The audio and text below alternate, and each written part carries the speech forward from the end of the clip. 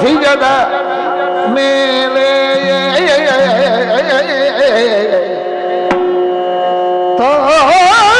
ತಾನಿರದೆ ಪದ್ಮಾಸನವ ತಾನಿರದೆ ಪದ್ಮಾಸನವ ಭರದಿಂದ ಬಲಿದು ಕುಳ್ಳಿರುತ್ತ ಪದ್ಮಾಸನವ ಭರದಿಂದ ಕುಳಿತು ಕುಳ್ಳಿರುತ್ತ ನಾದದೆ ನೋಡಿ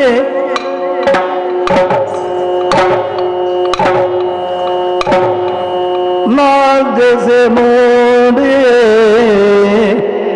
ನೆರೆದಾಯ್ ಮೊಗದಿಂದ ಮೊಗದಿಂದ ಇರದೆ ಮೇಲಕ್ಕೆ ನೋಡಲು ವರ ಪಂಚವದನದಿ ಶೋಭಿಸುದ ವರ ಪಂಚವದನದಿ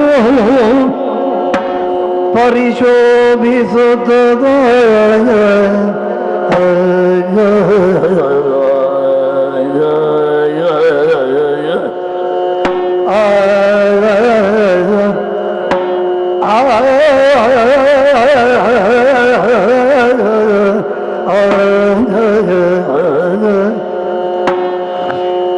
ವರ ಪಂಚವದನದಿವು ವರ ಪಂಚವದನದಿವು ಪರಿಶೋಭಿಸುತ್ತ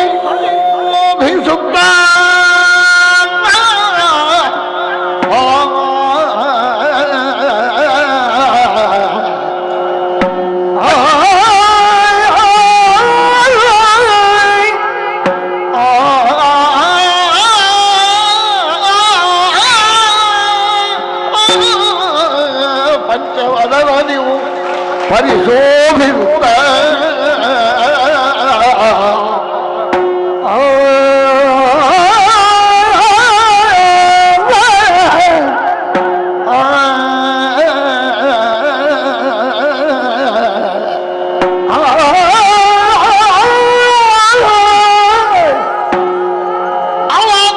ಹರಿಯ ಪದಯುಗಗಳ ಸ್ಮರಿಸುತ್ತ ವರ ಪಂಚವದನದಿವು ಮೇಲಕ್ಕೆ ನೋಡೆ ಪರಿಶೋಭಿಸುತ್ತ ವರ ಪಂಚವದನದಿವು ಪರಿಶೋಭಿಸುತ್ತ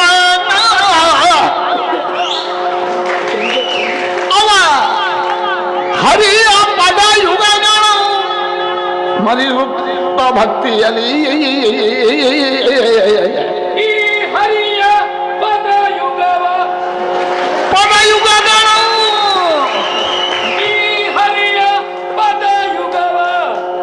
ಹರಿಯ ಪದಯುಗಗಳನ್ನು ಸ್ಮರಿಸುತ್ತ ಭಕ್ತಿಯೋ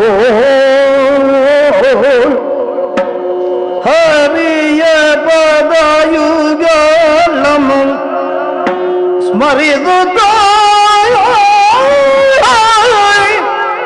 ಭಕ್ತಿಯೋ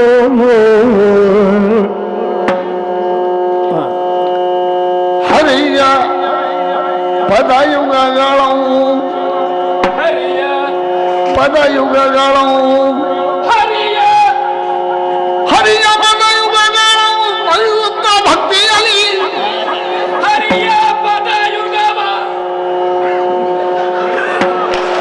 ಹರಿಯ ಪದಯುಗಗಳು ಸ್ಮರಿಸುತ್ತ ಭಕ್ತಿಯಲ್ಲಿ ಹರಿಯ ಪದಯುಗಗಳು ಸ್ಮರಿಸುತ್ತ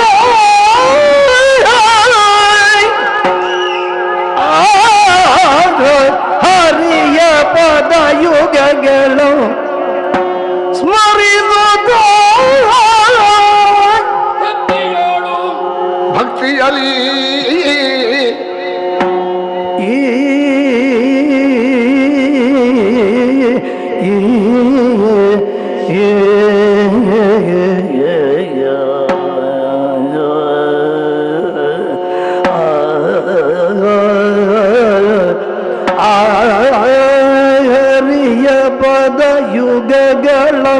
ಸ್ಮರಿಸುತ್ತ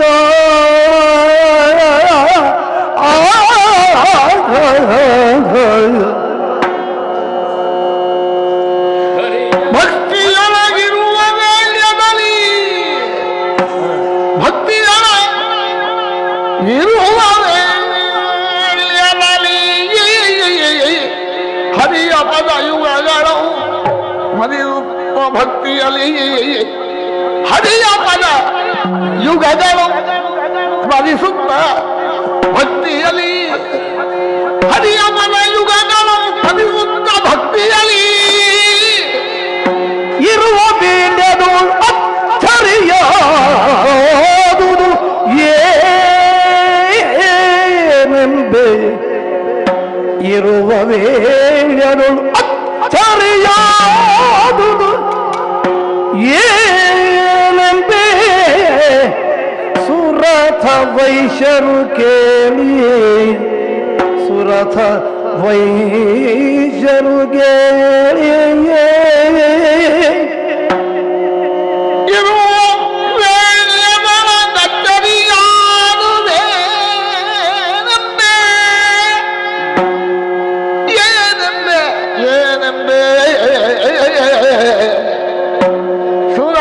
ವೈಶ್ಯರು ಕೇಳಿರಿ ಸುರಥ ವೈಶ್ಯರು ಸುರಥ ವೈಶ್ಯರು ಕೇಳಿರಿ ಅಚ್ಚರಿಯಾದುದೇನೆಂಬೆ ಸುರಥ ವೈಶ್ಯರು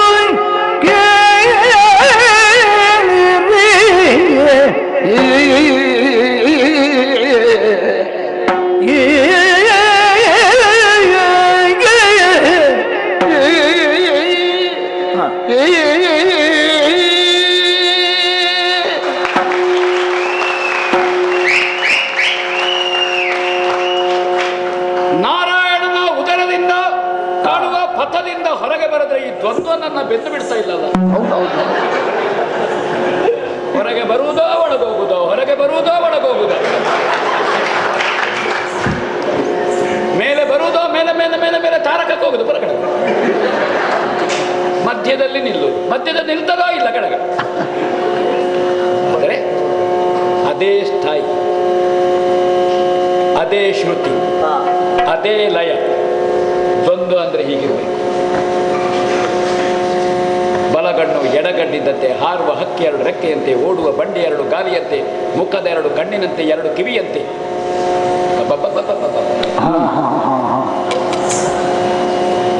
ಹೊರ ಬಂದೆ ಪದ್ಮಾಸನವನ್ನು ಬಲಿದು ಓ ರಮ್ಯ ಮನೋಹರವಾಗಿ ಕಾಣುತ್ತಾ ಉಂಟು. ಓ ಬಾಲ ಮುಕುಂದನಾಗಿ ಕಾಲ್ಬೆರಳನ್ನು ಬಾಯೊಳಗಿರಿಸಿ ಬ್ರಹ್ಮಾಂಡದ ಸೂಕ್ಷ್ಮ ತತ್ವದಂತೆ ವಟಪತ್ರದಲ್ಲಿ ಹರಿ ಪವಡಿಸಿದ. ನೋಡಿ, ಇದು ಯೋಗ. ಎತ್ತ ನೋಡಿದರೂ ನೀರು, ಇಷ್ಟು ನೀರು ತುಂಬಿದ್ರು ಇವನಿಗೆ ನಿದ್ದೆ ಬಂದಿದೆ ಅಲ್ವ? ಇದು ಯೋಗ, ಇದು ಯೋಗ. ಇದಕ್ಕಿಂತ ದೊಡ್ಡ ಯೋಗ ಬೇರೆ ಇದೆ. ಏನು ಮಾಡೋದು? ಕತ್ತೆತ್ತಿ ಕಣ್ಣರಳಿಸಿದ್ರೆ ದಿಗಂತದಾಚೆ ಬಾನನ್ನು ಸಂಧಿಸಿದ ಮಹಾಸಾಗರ ಕಾಣ್ತಾ ಉಂಟು, ಜಲವಲ್ಲದೆ ಮತ್ತು ಯಾರು ಇಲ್ಲ ಸ್ವಾಮಿ. ಇಲ್ಲ, ಹಿಂದೆ ತಿರುಗಲಿಕ್ಕೆ ಧೈರ್ಯ ಇಲ್ಲ. ಕಷ್ಟೆತ್ತಿದ್ರು ಕಣ್ಣರಳಿಸಿದ್ರು ಮುಂದೆ ಏನು ಅಂತ ನನಗೆ ಕಾಣುವುದೇ ಇಲ್ಲ. ಹಿಂದೆ ನೋಡಬೇಕು ಅಂತ ಅನ್ನಿಸುವಷ್ಟರಲ್ಲಿ ಹಿಂದಕ್ಕೆ ಮುಖವೊಂದು ಮೂಡಿತಲ್ಲ. ಹೌದೌದೌದು. ಈಗ ಮುಂದೇನು ಅಂತ ನಾನು ನೋಡಬಲ್ಲೆ, ಹಿಂದೇನು ಅಂತ ಕಾಣಬಲ್ಲೆ. ಹಾಗಾದ್ರೆ ಬ್ರಹ್ಮನಿಗೆ ಹಿಂದೆ ಮುಂದೆ ಇಲ್ಲ ಅಂತ ಆಗ್ಲಿಕ್ಕಿಲ್ಲ. ಮುಂದೆ ಕಾಣುತ್ತಾ ಉಂಟು, ಹಿಂದೆ ಕಾಣುತ್ತಾ ಉಂಟು. ಆದ್ರೂ ಒಳಗೊಂದು ಪುಕ್ಕು ಪುಕ್ಕು. ನನ್ನ ಬಲಬದಿಯಲ್ಲಿ ಏನಾಗ್ತದೆ ಅಂತ ನನಗೆ ಗೊತ್ತಿಲ್ಲ. ಅವ್ರು ಎಷ್ಟೊತ್ತಿಗೆ ಹೇಳ್ತಾರೆ ಅಂತ ಗೊತ್ತಿಲ್ಲ ಬಲಬದಿಯವರು. ಬಲಕ್ಕೊಂದು ಮುಖ ಮೂಡಿ, ಮುಂದೆಯೂ ನೋಡಬಲ್ಲೆ, ಹಿಂದೆಯೂ ಕಾಣಬಲ್ಲೆ. ನನ್ನ ಬಲದಲ್ಲಿ ಏನುಂಟು ಅಂತ ನೋಡಬಲ್ಲೆ. ನೋಡಿ, ಬಲಕ್ಕೆ ಮುಖ ಮುಡಿತು. ಆದ್ರೆ ಎಡ ಇಲ್ಲದಿದ್ದರೆ ಬಲಕ್ಕೆ ಗಟ್ಟಿ ಇಲ್ಲಲ್ಲ. ಮತ್ತೆ ನೀವು ಹೇಳ್ತೀರಿ ಅವರು ಎಡ ಕೊಡೋದಿಲ್ಲ ಅಂತ. ಎಡ ಇಲ್ಲದಿದ್ರೆ ಇಲ್ಲ. ಎಡಬದಿಗೊಂದು ಮುಖ ನೋಡಿ ಮೂಡಿದ್ದು. ನಾನು ಸಂಕಲ್ಪಿಸಿದ್ದು ಹಿಂದಕ್ಕೆ ಮುಖ, ಬಲಕ್ಕೆ ಮುಖ, ಎಡಕ್ಕೆ ಮುಖ, 4 ಮುಖ. ಚತುರ್ಮುಖ ಬ್ರಹ್ಮನಾದೆ. ಈ ಯೋಗ ಯಾರಿಗುಂಟು ಸ್ವಾಮಿ? ಹೀಗೆ 4 ಮುಖ ಮೂಡಿದ್ರೆ ದ್ವಂದ್ವ ಇನ್ನೂ ಇಲ್ಲ. ಓಯ್, ಕೆಳಗೆ ನೀರು, ಸುತ್ತಲೂ ನೀರು, ಮೇಲೆ ಏನುಂಟು ನನಗೆ ಕಾಣೋದಕ್ಕಾಗುದಿಲ್ಲಲ್ಲ. ಎಲ್ಲಿಯಾದ್ರೂ ಒಂದು ಮುಖವನ್ನು ಮೇಲೆ ಮಾಡಿದ್ರೆ ಆ ಬದಿ ಕಾಣೋದೇ ಇಲ್ಲ. ಮೇಲೆ ನೋಡಬೇಕಂತ ಆಸೆ ಮಾಡುತ್ತಾ ಉಂಟು. ಮೇಲೆ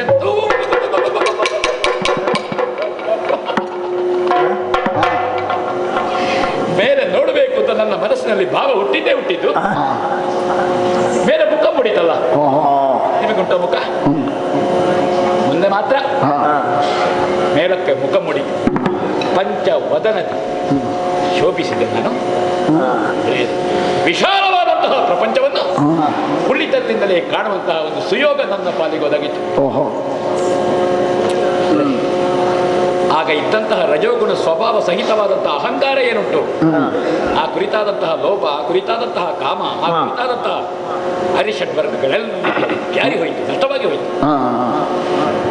ನನಗೆ ಅರಿವಿಲ್ಲದಂತೆಯೇ ತ್ರಿಕರಣ ಅಂತಃಕರಣ ಶುದ್ಧವಾದಂತಹ ಒಂದು ಶ್ರದ್ಧೆ, ಒಂದು ಭಕ್ತಿ ಆ ಮಹಾವಿಷ್ಣುವಿನಲ್ಲಿ ಮೂಡಿತಲ್ಲ ನನಗೆ. ವರಿಷ್ಠನಿದ್ದಾನೆ, ಜ್ಯೇಷ್ಠನಿದ್ದಾನೆ, ಪುನೀತನಿದ್ದಾನೆ, ಪಾವನನಿದ್ದಾನೆ, ಪೂಜ್ಯನಿದ್ದಾನೆ.